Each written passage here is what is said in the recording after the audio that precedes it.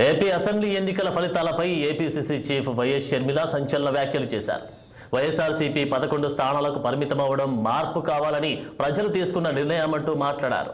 ప్రజలు తమ ఓటుకు న్యాయం జరగాలి అనుకున్నారు కాబట్టి ఈ ఫలితాలు వచ్చాయన్నారు. వైసీపీ అధినేత జగన్మోహన్ రెడ్డిపై ఉన్న వ్యతిరేకతకు ఈ ఎన్నికలు నిదర్శనమని వైఎస్ షర్మిల వ్యాఖ్యానించారు. ప్రజలు గట్టి నిర్ణయం తీసుకున్నారు కాబట్టి ఈసారి కాంగ్రెస్ మంచి ఫలితాలు తీసుకురాలేకపోయిందని అన్నారు. ఎన్నికలకు ముందు 8% ఓటు బ్యాంకు వస్తుందని అనుకున్నప్పటికీ ప్రజలు గట్టి నిర్ణయం తీసుకోవడంతో అది సాధ్యపడలేదని చెప్పుకొచ్చారు.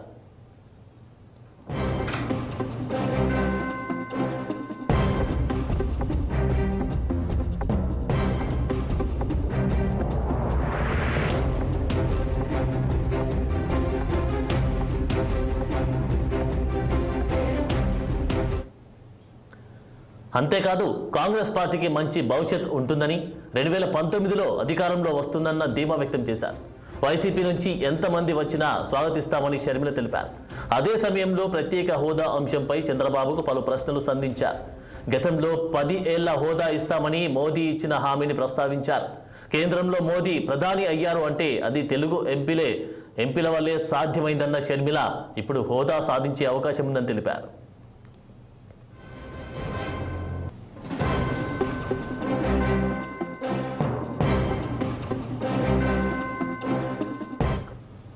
ఇక ఇదే అంశంపై మరింత సమాచారం మా ప్రతినిధి కృష్ణ లైవ్ లో అందించేందుకు సిద్ధంగా ఉన్నారు. కృష్ణ. ఆనంద్, ఈరోజు వైఎస్ఆర్ కాంగ్రెస్ పార్టీ ఏదైతే వైఎస్ఆర్ కాంగ్రెస్ పార్టీపై ప్రస్తుతానికి ఆంధ్రప్రదేశ్ కాంగ్రెస్ పార్టీ అధ్యక్షురాలు వైఎస్ షర్మిల అయితే కొన్ని కీలకమైన కామెంట్స్ అయితే చేశారు. ఇవి చాలా సెన్సేషనల్ గా అయితే మారినట్లయితే మనం చూడాలా. ఏదైతే వైఎస్ జగన్మోహన్ రెడ్డి పైన ఆ పార్టీ పైన కూడా కొన్ని హాట్ కామెంట్స్ అయితే చేసినట్టు ప్రధానంగా మనకు తెలుస్తుంది. ఏదైతే వైఎస్ఆర్ కాంగ్రెస్ పార్టీలో ఉన్న వారందరికీ కూడా మేము స్వాగతం పలకడానికి సిద్ధంగా ఉన్నాం, ఎంతమంది వచ్చినా కూడా కాంగ్రెస్ పార్టీని హక్కులో చేర్చుకుంటుంది అని చెప్పేసి కూడా చూసాము.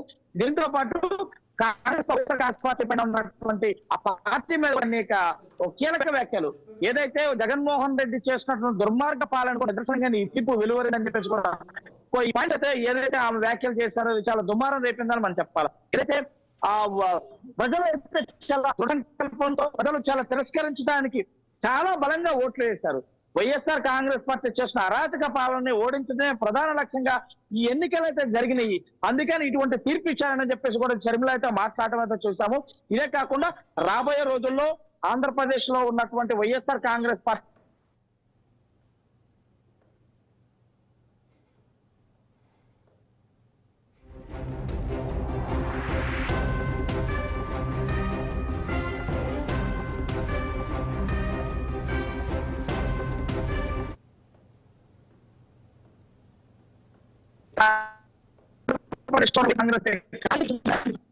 సంచలన వ్యాఖ్యలు అయితే చేయటం అయితే చూసాము. ఏదైతే మేము ఎన్నికలకు ముందు 8% ఓట్లు కలిగి ఉన్న కాంగ్రెస్ పార్టీ కానీ ప్రజలు మాత్రం చాలా బలంగా కోరుకున్నారు. ఇక ఈ రకంలో ఉన్న వైఎస్ఆర్ కాంగ్రెస్ పార్టీకి ఓటు వేయకూడదు అని బలంగా కోరుకోవటం వల్లే తెలుగుదేశం కూటమి గెలిచింది, మాకు ఓటు సరిగ్గా రాలేదు అని కూడా చెప్పడం అయితే చూసాం. అదే విధంగా ఏదైతే రాబోయే 24 కోసం మేము ఆ నేపథ్యంలోనే వైఎస్ఆర్ కాంగ్రెస్ పార్టీలో ఉన్నటువంటి నాయకులందరూ కూడా మేము ఆహ్వానం పలుకుతున్నాము. వీరంతా వస్తే తప్పకుండా కాంగ్రెస్ పార్టీ అధికారులు రాబోతుందని కూడా ఈ సందర్భంగా షర్మిల చేసినటువంటి కీలక వ్యాఖ్యలు అయితే మనం చూస్తాను. షర్మిల చేసిన వ్యాఖ్యలు అయితే ఆంధ్రప్రదేశ్ వ్యాప్తంగా అయితే ఒక దుమారం రేపుతున్నది అర్థం అవుతుంది. దీంతో పాటు ఇప్పటికే వైఎస్ఆర్ కాంగ్రెస్ పార్టీ శ్రేణులు కూడా ఎప్పుడు పార్టీ మారుదాం, ఎప్పుడు గోడకు చెప్పేసి కొంతమంది చాలా మంది నాయకులు కూడా ఎదురు ఈ నేపథ్యంలో పార్టీ మారుతారా అనేక ఆలోచన కూడా చేస్తున్న సందర్భంలో ఈ రోజు అయితే వైఎస్ఆర్ కాంగ్రెస్ పార్టీ అంటే మాజీ ముఖ్యమంత్రి ఆధ్వర్యంలో జరిగినటువంటి సమావేశంలో కూడా చాలా మంది వరకు అంటే దాదాపు 10 మంది పైన కూడా డుమ్మా కొట్టిన పరిస్థితిలో మనం చూస్తాను. ఈ డుమ్మా కొట్టినాక నాయకులు కూడా చాలా సిల్లీ క్వశ్చన్లు వేశారు. మాకు ఫ్లైట్ అందలేదు, మాకు కార్ డ్రైవర్ అవైలబిలిటీ లేరు, మేము వేరే చోట ఉన్నాము, మేము అందుబాటులో లేవని చెప్పేసి కొన్ని అంటే ఒక చిన్న కారణాలు చెప్పేసి తప్పించుకున్న విషయం అయితే మనం చూస్తాను. కొంతమంది అయితే ఫోన్లు స్విచ్ ఆఫ్ చేసుకుని కూడా ఈ యొక్క కార్యక్రమం డుమ్మా కొట్టిన కార్యక్రమం చూస్తారు. ఈ నేపథ్యం తీసుకున్నట్లయితే చాలా మంది కూడా పార్టీలు మారుతారనేది పెద్ద ఎత్తున మనకి తెలుస్తున్న విషయం. ఈ నేపథ్యంలో వైఎస్ షర్మిల చేసిన వ్యాఖ్యలు అయితే ఒక దుమారం లేపుతుంది అయితే ఆంధ్రప్రదేశ్ రాజకీయాల్లో మనకు స్పష్టంగా తెలుస్తున్నారు. కృష్ణ, మరి వైఎస్ షర్మిల చెప్తా ఉన్నారు ఇది ప్రజల తీర్పు, వైఎస్ఆర్సీపీ గద్దెని దించడం కూడా ప్రజల తీర్పు, ఇది 2029లో ఖచ్చితంగా కాంగ్రెస్ గవర్నమెంట్ మళ్ళీ వస్తుంది అని ఆశాభావం అయితే వ్యక్తం చేస్తా ఉన్నారు. మరి దీన్ని ఏ విధంగా చూడొచ్చంట? ప్రస్తుతానికైతే వైఎస్ఆర్ కాంగ్రెస్ పార్టీ అయితే ఆ షర్మిల బాధ్యతలు చేపట్టిన కాడి నుంచి కూడా విస్తృతంగా రాష్ట్ర వ్యాప్తంగా కూడా పర్యటన అయితే చేశారు. ఏదైతే ఒక విధంగా కాంగ్రెస్ పార్టీలో ఒక ఉత్తేజం అయితే కాంగ్రెస్ పార్టీ కేడర్లో ఉత్తేజం నిలపడానికి ఎటువంటి సందేహం లేదు. అక్కడ ఇప్పుడు కూడా అంటే కేంద్రంలో కూడా కాంగ్రెస్ పార్టీ స్వల్ప మెజారిటీలో మాత్రం ఆగిపోయింది. అదే కానీ ఇటు చంద్రబాబు నాయుడు కానీ ఇటు ములాయం సింగ్ యాదవ్ ఇద్దరు కానీ ఒక మద్దతు ఇచ్చినట్లయితే ఆ కాంగ్రెస్ పార్టీ ఫామ్ చేస్తుందని ఒక ఆశాభావం కూడా వ్యక్తం చేశారు. ఇంకా మిగిలిన కొన్ని పార్టీలు కూడా కాంగ్రెస్ పార్టీ రాబోయే రోజుల్లో బీజేపీ 5 సంవత్సరాల సాగించదు, మాతో కలిసి ప్రయాణం చేస్తారు, కొన్ని పార్టీలు మాతో రావడానికి సిద్ధంగా ఉన్నాయని చెప్పేసి కూడా కేంద్రంలో ఉన్న పార్టీలు చెప్తుంది. ఈ నేపథ్యం తీసుకుంటే దాన్ని ఇక్కడ ఉన్నటువంటి కాంగ్రెస్ పార్టీలో ఉన్న శ్రేణులు కూడా చాలా జోష్ లో ఉన్నారు. ఏదైతే రాహుల్ గాంధీ పర్యటన కానీ ఇటు కాంగ్రెస్ పార్టీలోకి మేనకా గాంధీ రావటం చూసుకున్నట్లయితే చాలా పెద్ద ఎత్తున కూడా కాంగ్రెస్ పార్టీ యొక్క రాబోయే 2029లో కూడా పక్కగా కాంగ్రెస్ పార్టీ అధికారంలోకి వస్తుంది.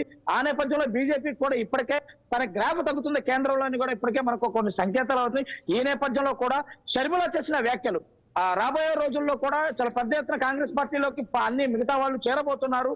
నాకు ఆమె వైఎస్ఆర్ షర్మిల కూడా కేంద్రంలో కాంగ్రెస్ పార్టీ నుంచి రాజ్యసభ సభ్యులు కాబోతున్నారు అని చెప్పేసి కూడా పెద్ద ఎత్తున ఆమె ఇక్కడ ఒక ప్రచారం నడుస్తుంది. ఈ నేపథ్యంలో 2029 టార్గెట్ చేస్తూ కూడా పెద్ద ఎత్తున పావులు కప్పి మిగతా నాయకులు కూడా ఆకర్షించే పనిలో పడ్డట్టయితే మనకు ప్రధానంగా తెలుస్తుంది.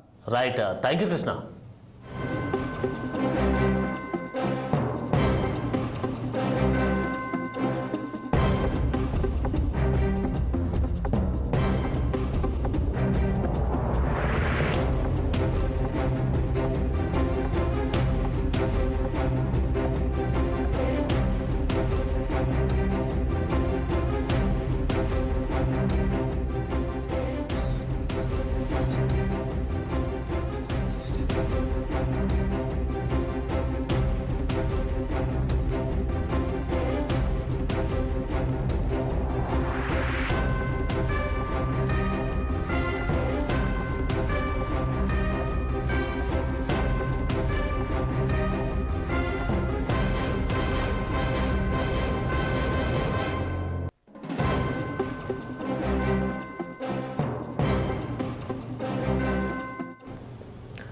జగన్ పై ఉన్న వ్యతిరేకతకు ఈ ఎన్నికలు తార్కాణమన్న షర్మిల వ్యాఖ్యలపై అప్డేట్స్ను ఏలూరు నుంచి భాను ఫోన్లలో సిద్ధంగా ఉన్నారు చెప్పడానికి.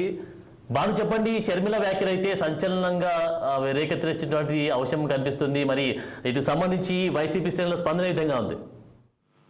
రైట్, ముఖ్యంగా చూసుకుంటే పశ్చిమ గోదావరి జిల్లాలో, ఉమ్మడి పశ్చిమ గోదావరి జిల్లాలో ఏదైతే 15 స్థానాలు ఉన్నాయో, గతంలో 2019లో వైఎస్ఆర్సీపీ సుమారు 13 స్థానాలు గెలుచుకుంది. మొత్తం పాలకొల్లు ఉండి మినహా మిగతా స్థానాలన్నీ కూడా వైఎస్ఆర్సీపీ కైవసం చేసుకున్న నేపథ్యంలో ఈసారి 2024లో మట్టికి ఈ పూర్తిగా క్లీన్ స్వీప్ చేసింది టీడీపీ కూటమి ఏదైతే ఉందో. జనసేన అభ్యర్థులు, అదేవిధంగా టీడీపీ అభ్యర్థులు అందరూ కూడా ఇక్కడ పెద్ద ఎత్తున ప్రజలందరూ కూడా కూటమికే పట్టం కట్టిన నేపథ్యంలో కూడా వైసీపీ నేతలందరూ కూడా డైర్మాలో పడ్డ పరిస్థితి అయితే ఏర్పడింది. ముఖ్యంగా చూసుకుంటే మటుకి ఏదైతే ఉమ్మడి పశ్చిమ గోదావరి జిల్లాలో 2 పర్యాయాలు మంత్రులు ఏదైతే చేశారో, 2 ట్రిప్పులు మంత్రులు ఎవరైతే ఉన్నారో 3 మంత్రులు ఉమ్మడి పశ్చిమ గోదావరి జిల్లాలో ఉన్నారు.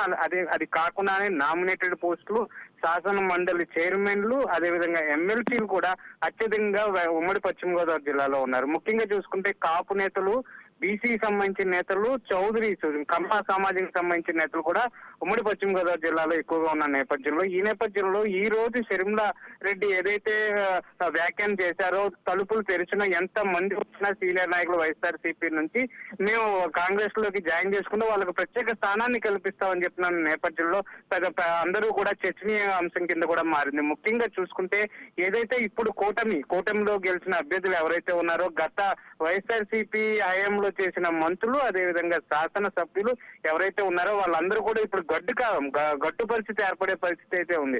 ఎందుకంటే వాళ్ళు చేసిన తప్పిదాలు అవ్వచ్చు, లేకపోతే వాళ్ళు చేసిన కార్యకలాపాలు ఏదైతే ఉన్నాయో వాటన్నిటిని కూడా వెలుగులోకి తీసుకొస్తారని ఇప్పటికే కూటమి ప్రభుత్వం బహిరంగంగానే బాహాటంగానే చెప్పే పరిస్థితి ఉన్న నేపథ్యంలో కూడా ప్రస్తుతం ఈ నేతలకు ఏదో ఒక షెల్టర్ కావాలన్న నేపథ్యంలో ఇటు బీజేపీ జాతీయ పార్టీ అవ్వచ్చు, లేకపోతే కాంగ్రెస్ జాతీయ పార్టీ అవ్వచ్చు, ఇటు టీడీపీ గాని జనసేన గాని తీసుకునే పరిస్థితి అయితే కనబడలేదు. ఎందుకంటే ఫుల్ గా వాళ్ళ పార్టీ అంతా కూడా సభ్యులందరితో కూడా నిండిపోయింది. మెజార్టీ గవర్నమెంట్ వచ్చి ఉన్నది. అదేవిధంగా గత 5 ఏళ్ల నుంచి కూడా ఎంతో మంది ఎన్నో లోకేష్ చెప్పినట్టు రెడ్ పుస్తకంలో రాసుకున్నట్టు ఎంతో బాధలు పడ్డారని, కేసులు పెట్టించుకున్నారని చెప్పని ఉన్న నేపథ్యంలో కూడా వీళ్ళని తీసుకునే పరిస్థితి అయితే కూడా కనిపించలేదు. ఈ నేపథ్యంలో ప్రత్యామ్నాయంగా అంటే కళ్ళ ముందు మా ఇంటికి రండి అన్నట్టు కళ్ళ ముందు తెరిచి ఉన్నది అయితే మటుకి కాంగ్రెస్ ఉన్న నేపథ్యంలో గతంలో కూడా వీళ్ళందరూ కూడా ఉదాహరణకి ఎవరైతే ఇప్పుడు వైఎస్ఆర్సీపీ నాయకుల కింద పేరు పొంది మంత్రి పదవులు అనుభవించి ఎంజాయ్ చేశాను ఎవరైతే ఉన్నారో వాళ్ళందరూ కూడా గతంలో కాంగ్రెస్ లో మంచి ఉద్దాండ పిండాలుగా ఉన్న